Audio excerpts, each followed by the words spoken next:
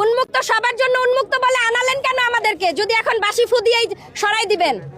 সাধারণকে তো ভোট কেন্দ্র থেকে এরকম বাসি ফু দিয়া সরাইতে থাকেন, সব জায়গায় আমাদেরকে বাসি ফু দিয়া সরাই দেন। হ্যাঁ, তারপর আবার আমাদের টাকাতেই বেতন নেন, আমাদের টাকাতেই দেশটা চালান।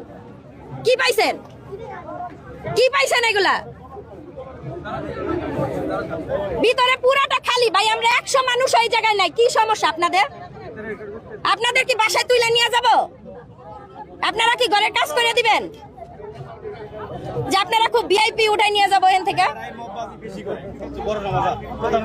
আরে ভাই, পুলিশ আগে উস্কায় দিয়ে তারপরে সে তারপরে কয় যে জেলজি হলো মববাস করে। হ্যাঁ, মববাসির একটা দিয়া দেয়, ট্যাগ দিয়া দেয়। আমি তো 2 ঘন্টা রাস্তা বন্ধ করে না। হ্যাঁ, ওনারা বলতেছে এখন শুনেন, এরা একটা বাউতাবাজি ধরছে, বুঝছেন?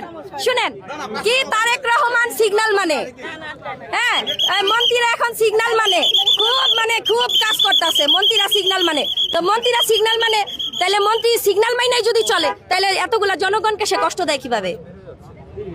মন্ত্রী যদি সামান্য একটা কি মধ্যরাত, ঈদের রাতের মধ্যে কোনো জ্যাম নাই, সেখানেও নিয়ম মানছেন প্রধানমন্ত্রী, তাহলে এখন কি হইতাছে? আমাদেরকে বিয়ের দাওয়াত না খাওয়া বের করে দিতেছে। তাহলে এইখানে কি রস পোলাও দিবে? আমরা একটু যাব, কুচকাওয়াজটা দেখবো, আমরা চলে যাব।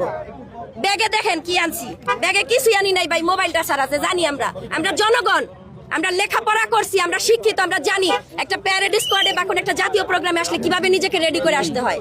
আমরা অতিরিক্ত ব্যাগও আনি নাই, যে ঠিক আছে যাদের প্রশাসনের কোনো সমস্যা না হয়। তাহলে আর কিভাবে এদেরকে আমরা সাহায্য করতে পারি বলেন? আর কিভাবে করতে পারি? এই যে ভিআইপিরা চলে যাচ্ছে, এই জায়গাগুলো খালি হয়েছে না, তাহলে আমাদের একটু দেখতে কি হয়। 18 বছর পরে আয়োজন করে এগুলা মস্করা করে, বুঝছেন? মানে ওই যে সবার জন্য উন্মুক্ত লেখা দিছে না, এখন বিএনপির নেতা কর্মীরা বলবে তারেক সাহেব তো সবার জন্য উন্মুক্ত করে দিছে, 3 বাহিনী প্রধান তো সবার